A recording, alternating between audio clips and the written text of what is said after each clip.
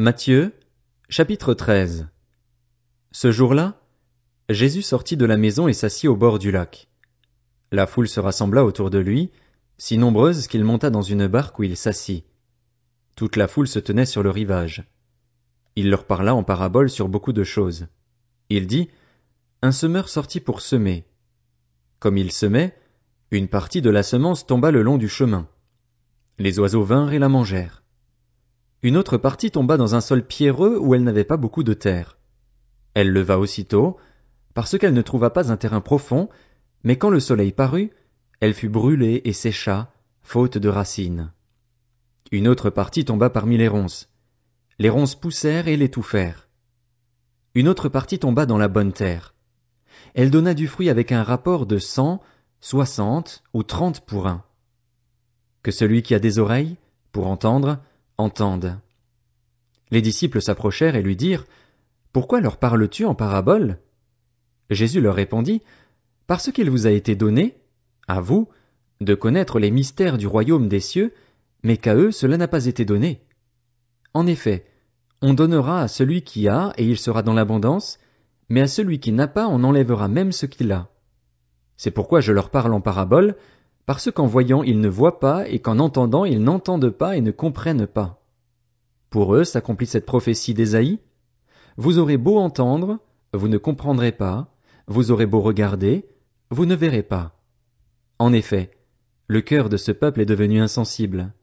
Ils se sont bouchés les oreilles et ils ont fermé les yeux de peur que leurs yeux ne voient, que leurs oreilles n'entendent, que leur cœur ne comprenne, qu'ils ne se convertissent et que je ne les guérisse. Mais heureux sont vos yeux parce qu'ils voient, et vos oreilles parce qu'elles entendent. Je vous le dis en vérité, beaucoup de prophètes et de justes ont désiré voir ce que vous voyez et ne l'ont pas vu, entendre ce que vous entendez et ne l'ont pas entendu. Vous donc, écoutez ce que signifie la parabole du semeur. Lorsqu'un homme entend la parole du royaume et ne la comprend pas, le mauvais vient et enlève ce qui a été semé dans son cœur. Cet homme est celui qui a reçu la semence le long du chemin. Celui qui a reçu la semence dans le sol pierreux, c'est celui qui entend la parole et l'accepte aussitôt avec joie. Mais il n'a pas de racine en lui-même. Il est l'homme d'un moment et, dès que surviennent les difficultés ou la persécution à cause de la parole, il trébuche. Celui qui a reçu la semence parmi les ronces, c'est celui qui entend la parole, mais les préoccupations de ce monde et l'attrait trompeur des richesses étouffent cette parole et la rendent infructueuse. Celui qui a reçu la semence dans la bonne terre, c'est celui qui entend la parole et la comprend. Il porte du fruit avec un rapport de 100, 60 ou 30 pour un. Il leur proposa une autre parabole. Le royaume des cieux ressemble à un homme qui avait semé une bonne semence dans son champ. Mais, pendant que les gens dormaient, son ennemi vint, sema de la mauvaise herbe parmi le blé et s'en alla. Lorsque le blé eut poussé et donné du fruit, la mauvaise herbe apparut aussi. Les serviteurs du maître de la maison vinrent lui dire, « Seigneur, n'as-tu pas semé une bonne semence dans ton champ? Comment se fait-il donc qu'il y ait de la mauvaise herbe ?» Il leur répondit, « C'est un ennemi qui a fait cela. » Les serviteurs lui dirent, « Veux-tu que nous allions l'arracher ?» Non, dit-il, de peur qu'en arrachant la mauvaise herbe, vous ne déraciniez en même temps le blé. Laissez l'un et l'autre pousser ensemble jusqu'à la moisson et, au moment de la moisson, je dirai au moissonneur, arrachez d'abord la mauvaise herbe et liez-la en gerbe pour la brûler, mais amassez le blé dans mon grenier. Il leur proposa une autre parabole. Le royaume des cieux ressemble à une graine de moutarde qu'un homme a prise et semée dans son champ. C'est la plus petite de toutes les semences, mais quand elle a poussé, elle est plus grande que les légumes et devient un arbre, de sorte que les oiseaux du ciel viennent habiter dans ses branches. Il leur dit cette autre parabole. Le royaume des cieux ressemble à du levain qu'une femme a pris et mis dans 3 mesures de farine pour faire lever toute la pâte. Jésus dit toutes ces choses en parabole à la foule, et il ne lui parlait pas sans parabole afin que s'accomplisse ce que le prophète avait annoncé. J'ouvrirai ma bouche pour parler en parabole, je proclamerai des choses cachées depuis la création du monde. Alors Jésus renvoya la foule et entra dans la maison.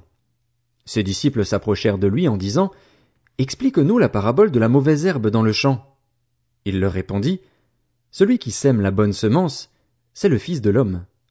Le champ, c'est le monde. La bonne semence, ce sont les enfants du royaume. La mauvaise herbe, ce sont les enfants du mal. L'ennemi qui l'a semé, c'est le diable. La moisson, c'est la fin du monde. Les moissonneurs, ce sont les anges. Tout comme on arrache la mauvaise herbe et la jette au feu, on fera de même à la fin du monde. Le Fils de l'homme enverra ses anges. Ils arracheront de son royaume tous les pièges et ceux qui commettent le mal, et ils les jetteront dans la fournaise de feu où il y aura des pleurs et des grincements de dents. Alors les justes resplendiront comme le soleil dans le royaume de leur Père. Que celui qui a des oreilles pour entendre, entende. Le royaume des cieux ressemble encore à un trésor caché dans un champ. L'homme qui l'a trouvé le cache et, dans sa joie, il va vendre tout ce qu'il possède et achète ce champ. Le royaume des cieux ressemble encore à un marchand qui cherche de belles perles. Lorsqu'il a trouvé une perle de grande valeur, il est allé vendre tout ce qu'il possédait et l'a achetée.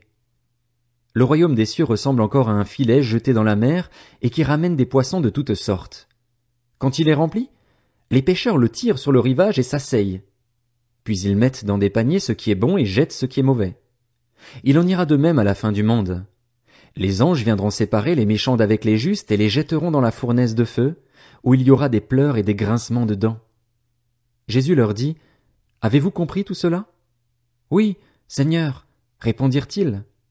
Et il leur dit, « C'est pourquoi tout spécialiste de la loi instruit de ce qui concerne le royaume des cieux ressemble à un maître de maison qui tire de son trésor des choses nouvelles et des choses anciennes. » Lorsque Jésus eut fini de dire ces paraboles, il partit de là. Il se rendit dans sa patrie, et il enseignait dans la synagogue, de sorte que ceux qui l'entendirent étaient étonnés et disaient, « D'où lui viennent cette sagesse et ces miracles? N'est-il pas le fils du charpentier? N'est-ce pas Marie qui est sa mère? Jacques, Joseph, Simon et Jude ne sont-ils pas ses frères? Et ses sœurs ne sont-elles pas toutes parmi nous? D'où lui vient donc tout cela? » Et il représentait un obstacle pour eux. Mais Jésus leur dit, « Un prophète n'est méprisé que dans sa patrie et dans sa famille. » Il ne fit pas beaucoup de miracles à cet endroit à cause de leur incrédulité.